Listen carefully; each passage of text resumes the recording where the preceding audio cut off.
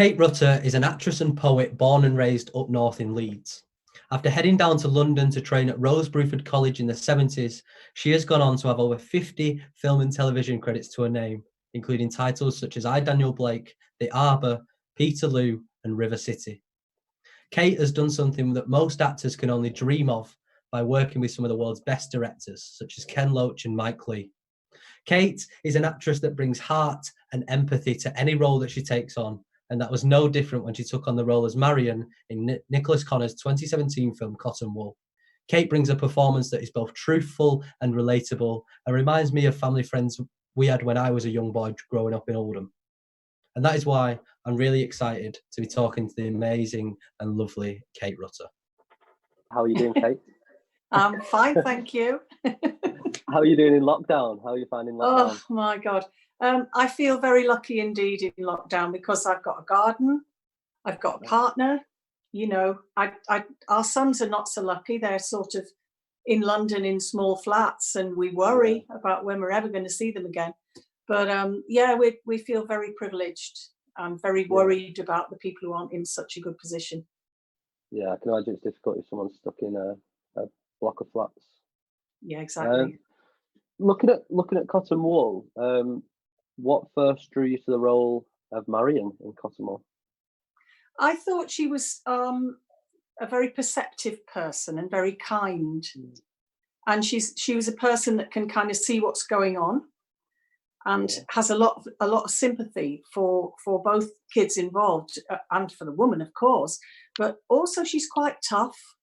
I think we worked out that she's, when we were talking about character and things, that she probably looked after an elderly relative and missed out on the chance of having her own family.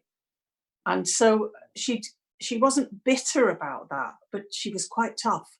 And that's why, you know, when she's quite tough with the daughter, you know, she goes, oh, you know, you've just got to get your head around this. You can't afford to be self-indulgent about this. You've got responsibilities. And I thought that was quite an honest character, really. I liked her.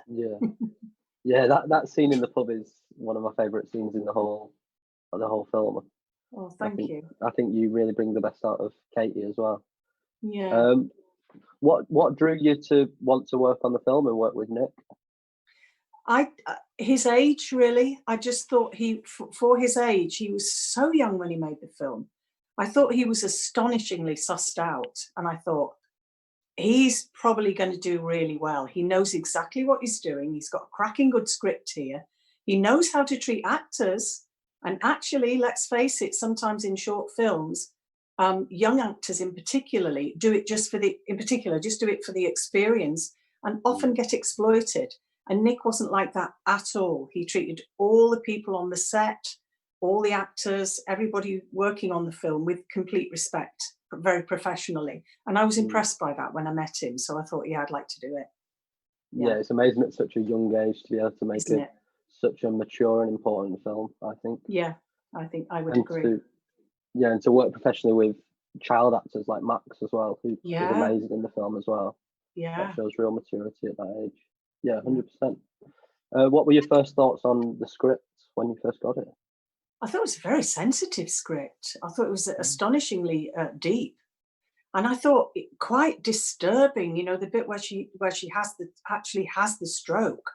Very disturbing. And I know when Leanne was working on that scene, she was like, oh, you know, I want to do this scene justice, which of course she does because she's a cracking good actor.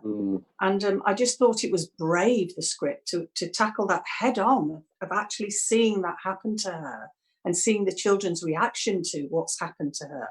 I thought it was a cracking good script. And you see a lot of rubbish scripts. You see a lot of rubbish scripts. Yeah, it was really sensitive, and it was dealt with in a really sensitive manner as well. I thought it was great when I first read it. Yeah. So going back to the start of your career, did you act before drama school? Before you went to drama school? Well, actually, my mum was a great, you know, sort of Amdram woman at Leeds Civic Theatre, which at that time had a very, very high standard, actually. And they had a couple of shows transfer straight from Leeds Civic Theatre to the West End, funnily enough, amazingly. Wow. And so I was always, because what's your mum going to do with you when she's in rehearsals? Of course, you get to play all the child parts and all the pages in Shakespeare and all that kind of thing. And I suppose I got the bug from that, and then went to drama school and, took it from there, really. Oh, yeah. That's such a nice thing at such a young age to be involved in theatre in that way. Yeah. Really looking back on it was a lot of fun. Yeah, at the time you hated it. Exactly. So do you reckon that's what inspired you to want to pursue this career? To be honest, I kind of fell into it because I messed up my A-levels big time. I was sort of quite a rebellious teenager, and I just, I'm not bothering with that, So I messed up my A-levels, and I was going to go to university and study what was it, English and Italian at Warwick or some such thing, and I didn't get the grades. I absolutely bombed, and so I thought, well, what am I going to do? And my mum said, why don't you go to drama school? Why don't you apply? And I went, all right then. And I only applied to one. I applied to Rose Bruford, and I was astonished to get in, to be honest. And I got in, and then I loved the course, made some of the best friends in my life who I'm still friends with now.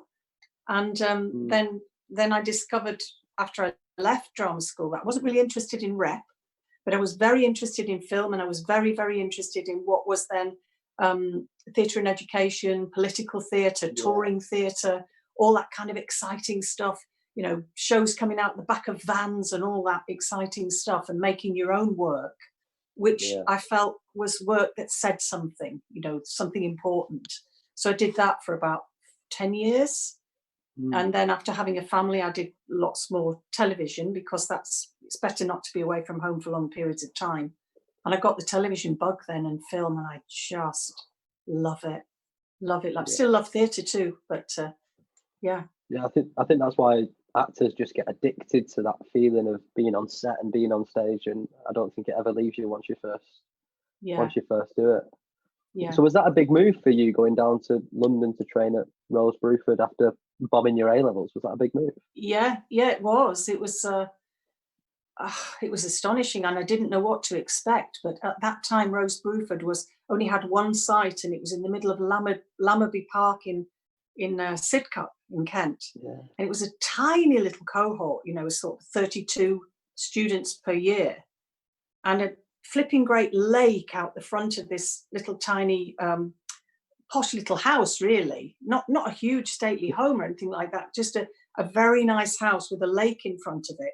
And of course, us drama students just were flitting about in the woods, and as you do as drama students, dancing about in all sorts of costumes and having a good old laugh, and down the pub a lot of the time. I mean, it was happy days, really happy days. It was great. Yeah. What's kind of the differences between the industry back then in kind of the 70s, 80s and 90s to what it is now? Oh, it breaks my heart. It absolutely breaks my heart. How much, particularly working class students, or students from any kind of disadvantaged background, BME students, are finding it so difficult to train, because the cost is completely prohibitive. We got grants, admittedly discretionary grants, and I didn't get a full grant, which meant I had to work a lot. I worked evenings, I worked holidays, I worked all the time to make it through. But I don't know how they do it now. It's so disheartening for people. And it makes me very angry that that's been taken away from young people now, and are saddled with these massive amounts of debt. It's just not fair. And I mean, in terms of class, you don't want to just have one class of students, really quite well-to-do students, being the only pool of actors that you can pick from, because it's not representative. And I'm sure they work really, really hard, and I'm not blaming people for coming from, backgrounds where there's a bit of money, but, we've got to level the playing field. This has to change. It's not fair, and it's not right. I think that shows you some of your work, working with directors like Ken Loach and Mike Lee, who specialise in using untrained and natural actors. Is that something you look for when you're picking a project? Yeah, very much so. Very much so. You don't always get a lot of choice as an actor. You've always got to take the money jobs too. which are interesting. I mean, they're interesting in their own way, and you always learn something. You learn something from being on a long running series, and you hone your skill, you know, and all respect to the standard of that kind of work, which is usually excellent. But to do a project that's really close to your heart, like I, Daniel Blake, has been one of the biggest privileges of my career. And to see the film do so well, I was so delighted. And it felt like a culmination of everything I've always believed in, really, that art has a function in opening people's eyes to what's going on in the world. Art has a responsibility. You know, it's not okay to have nothing to say. If you've got the money and you've got the opportunity, you kind of have a responsibility to try and say something and make the world better, which of course I think Daniel Blake has done, because it's really, really opened people's eyes to what's going on in the benefit system, which is, it's a disgrace. This country, it disgraces us. It really does. And again, Mike Leigh bringing forward the story of Peterloo, which is an underrepresented story, should be taught in schools. It's a very, very important moment in British history. So that was a privilege too. And I've met some of the most wonderful women on that, which we're still friends. Oh, that's lovely. What was the rehearsal process like on Peterloo? Because I imagine it was manic. Mike Leigh works in a very particular way. And anybody listening to this who's interested in drama, who wants to train, have a look at what he's put online about what his method is. He works very much from character and from research. And I've never done so much research on a project in my life. I had about 4 notebooks crammed full of research of that period. Wow. And we had months to do it, which was fantastic. And so by the time you get to actual rehearsal and the creation of a scene, you bring all that research and you bring the character that Mike has helped you build, and you put all those characters together, and Mike kind of pieces it together like a jigsaw. You know, he'll say, well, what would you say to that? What would you say if she says that? And the whole thing becomes, it's a tremendously creative process, even though we were doing it in 30-degree heat, in full costume, in a marquee in Kent. We were dripping with sweat, you know, trying to work. But I loved working with Mike Leigh, and with Ken, it's just been such a privilege. Yeah, Mike Leigh works in such a collaborative way, and film is a collaborative medium, and he does that to the best degree. It's amazing to see. What's it like working under Ken Loach's process? Different process altogether. People think they're the same, but they're not. Ken will work all day on a scene, and you probably haven't had the script for that until the night before, which is scary for actors, because I mean, I like to be incredibly well prepared. But Ken will just throw you in because he doesn't want acting. You know, he doesn't want you to come in and do acting. This is how I'm going to deliver this line and this. He doesn't want that. So he'll do the same scene over and over and over and over again until he gets the take he wants. And he knows exactly what he wants. And it's exhausting. I do not know where he gets his energy from at his age. He's amazing. He's absolutely amazing. And he works with all the same team wherever possible. So the same camera crew, you know, the same lighting people, if he possibly can, because they're a team, you know, they're like a family. They're like a family, the Loach, what can I call it? The Loach family, I don't know. And you feel like you're part of that, and you will work your socks off for him because you trust him. He's a lovely, lovely man, and you respect his vision, and you do the best you can. I loved it. Yeah, and you know that he's creating important stories whenever he's got a story to tell, and that's really lovely to see. Exactly. What about your work on things like Oranges and Sunshine with Jim Loach? How was that? Jim works differently. I love the way Jim works as well. I feel lucky. Ken's wife Leslie said to me, I think it was at the premiere of Sorry We Missed You. She said, I think you're probably the only actor I know who's worked with both, you know, my husband and my son. And I thought, that's really cool. I really like that. That but goes on the CV.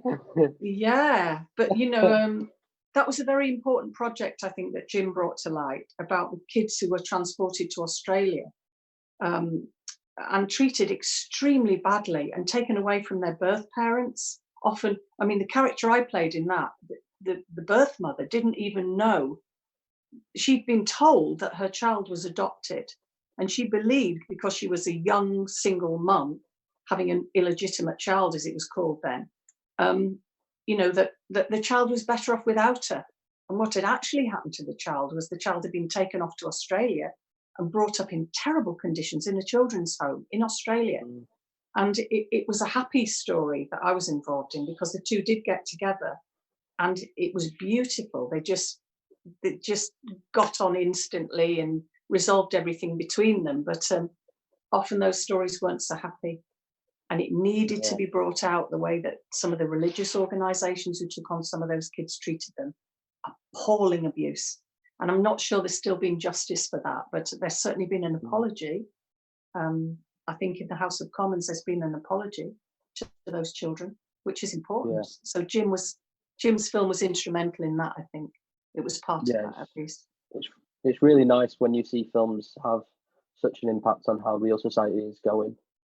And I think the Loaches do that perfectly, don't they? Yeah. One of my favourite films of yours is The Arbour, the story of Andrea Dunbar. And I love how they shot that, and I love the story of it, and those scenes from the play when they're actually performed in the street with all the people watching. What was that like? How was that? It was the most extraordinary thing I'd ever done up to that point. I thought, what is this? And there were just sort of people flying around and kids cycling through the set, and the actual family of Andrea Dunbar hanging around on the edges of the set, watching what we were doing. And in the middle of Bufferton Arbour in Bradford, we were doing this, and there were kind of horses wandering across the arbour, and it was extraordinary. And I think Clio Barnard was so fascinated by that story and the things she learned around that story that she went on to make The Selfish Giant, which she used.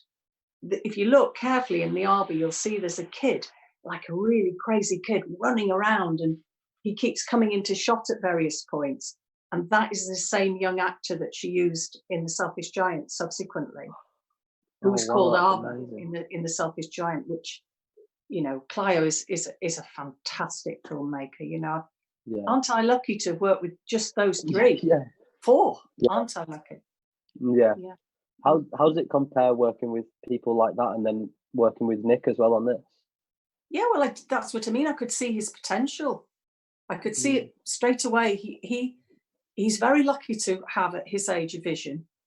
That's very unusual in a young director, and to know exactly what he wants, and to have, right, this is the story I want to tell, and I'm not going to mess about. I'm going to ask well-established actors to do it with me, and I'm going to treat them properly, and, you know, it'll all be fine. And that's exactly what happened, isn't it? And he's got a smashing project as a result. Yeah, he really has. I've never seen someone with more vision and knowledge at his age than Nick. It's amazing to see. Yeah. How old is he now? When we filmed it, he was so young. How old is he now? I don't know. I think he was 17 when they shot it. I think he's 20 now. Old man now. I know. I can't believe it. I mean, imagine what he's going to be like when he's 30. He'll be a really accomplished filmmaker by the time he's 30, which is astonishing, isn't it, really? Yeah, I think he's done more before the age of 18 than a lot of filmmakers do before they're 30. And it's unbelievable. What was it like being hit by snow in His Dark Materials? Say again? What was it like being hit by snow in His Dark Materials? It's not real snow, but it hit me right in the eye, that did. Right in the eye. It really hurt. And they did it about 8 times, and they were going, oh, no, it doesn't look good enough. And the director was going, go on, throw it right in her face. And we're going, no, it was fine. There were people on set to make sure you were okay and all the rest of that. But yeah, I mean, His Dark Materials was quite an experience in many ways. It was great to be involved in. Fantastic to be involved in. A lot of what I didn't make it. into the final television version anyway, which was disappointing. And I think that's the thing young actors need to learn. You can do some really nice work and it doesn't end up in the film, or it doesn't end up in the telly thing. And that's, you just have to take it on the chin. But I felt very sorry for the young girl in it who was playing Bridget, was it? Because she had been brave enough to shave her hair. And a lot of what she did didn't make it into the film. Wow. She'd taken that choice, and I think that was admirable of her, and it shows real mettle for a young actor to do that. And I just hope she hasn't been put off by the fact that some of her stuff didn't make it either. But, you know, that's just how it is in this business. You just have to take the knocks. You do. Yeah, it's an industry of heartbreak and disappointment for 90% of the time. Yeah. And you do it for that 10% of euphoria and relief, probably. Yeah, that's right. I mean, we've just been in this, you know, fantastic 4-week rehearsal period with Rob Hasty at the Crucible Theatre doing Coriolanus. We got sort of 5 shows in and we had to close because of the virus. I mean, it's heartbreaking for the actors, but for the theatre, it's financially disastrous. And what happens to our industry after this is, it's really important. We're going to have to push very hard to make sure theatres and film companies don't close because of this. And, you know, we need to be pushing how important the work we do is. I mean, we're not frontline workers. We are not frontline workers, but we're what frontline workers are watching when they come off shift, when they need to relax. We're an important part of the equation, you know, and we must resist everything being closed down as a result of the virus. Yeah, what would we be doing in lockdown if we didn't have art and didn't have TV and didn't have music and didn't have film? Yeah. And I think it's really important that we go and support theatres, not just the big theatres, but the small theatres as well, the fringe theatres, the independent theatres, to make sure they keep going. Yeah. I think the writer of the quiz has been saying on Twitter that story started as a play, and so many films and so many TV shows start as plays. Yeah. And if they don't get on, then we might never see them on TV screens either. Yeah. So I think that's really important. And I think it's a kind of inadequate response for this government to be saying, we will lend companies, whatever it is, £125,000, whatever it is, £25,000, because lending something, A, it may not be enough to keep you going. It just may not be enough. And B, all you can do is then pass on the repayment of that to your customers. I think it's actually time the government stepped in and said, we give to these theatres, we subsidise our arts section, we subsidise small business, young people trying to get going. We need to tax people at the very highest levels of society who also have a responsibility to chip in now in this crisis. Otherwise, it's just the same old people paying the price, isn't it? As we go into a major recession that destroys the film industry, destroys theatre. We just can't allow that to happen. We just can't. It's too precious. Worldwide, I mean, we have a reputation worldwide, and we can't allow that to happen. And we might need to fight for it, I think, when this is over, particularly fight for young people's future. It's important. And we need to speak really about that in our work, you know. Yeah, it's really important to protect those people who are really struggling and make sure they don't go under. Yeah. But I think Cotton Wool tells a story of child carers, and I think it's so important to be looking after child carers in this crisis. I can't imagine what they're going through. And I'm so glad Nick's told a story about child carers. I think it goes so unnoticed. Yeah. It's really important. Yeah. And that's why I love the film. Yeah, me too. Yeah. You know, those kids who are at risk in various ways, who are suddenly not appearing in school, who actually do have places but are not appearing in school, that's a worry. And I do wonder if some of those are carers, young carers. And of course, because the NHS is under such pressure, the carers who are supposed to be supporting them may not be able to do so as well as they have been. And it's, again, an argument about bringing the whole carer system back into, you know, the NHS, isn't it? So that there's better support for child carers, for people who need care in their homes.